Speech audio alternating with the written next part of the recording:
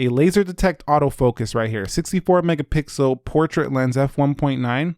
Right here, we do have an IMX 686 f1.6 OIS lens right here. And right here, we do have ourselves a wide angle 120 degree field of view with an 8 megapixel telephoto that can zoom up to 5x optical, 10x hybrid, and 60x digital zoom. So you're getting tons of zoom right there, plenty you'll need. The camera itself, let's just go through some of the features. You have photo mode, you have night mode, portrait mode right here with light effects, beauty effects.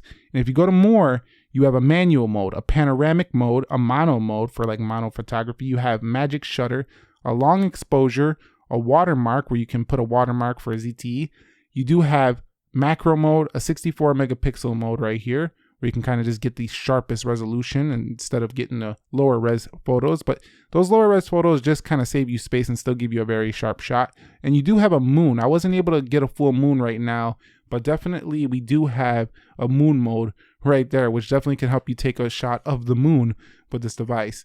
Now you can go 2x, you can go 5x right here, and you can even go 60x digital. So and you could zoom between all of those. So like if you want to go 30x, you can go in between the 5x and up to the 60x. But I gotta tell you, I did take this phone out for some photos and my impressions were pretty good. It took photos quickly.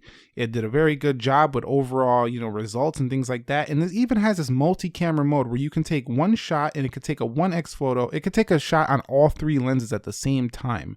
So that's pretty fun as well if you want to just take everything at once. Now, when we go to video, this also has support for up to 8K video recording. You could do 4K at 60 as well. So if we go here, and remember that 8K is at 30 FPS. Some phones can only do that at 24. So you see right there, 60 FPS, 4K video recording. Of course, in 1080, you can go 60 FPS, and 720, you can go 60 FPS as well. So a lot of tweaking you could do here with the video. You can put the grid lines as well if you want those on. This thing is loaded with the features. Up here you have the flash, you have an AI mode where it can kind of intelligently recognize what kind of photo it's going to take. And if we go over here, you'll see different aspect ratios. So you're getting a pro camera system right here on the front, a 16 megapixel selfie camera. This also did pretty well. So we'll go ahead and take a photo right there. And the video on the front goes up to 4K at 30. So not 4K 60 here, but still giving you plenty of video capabilities on that rear camera.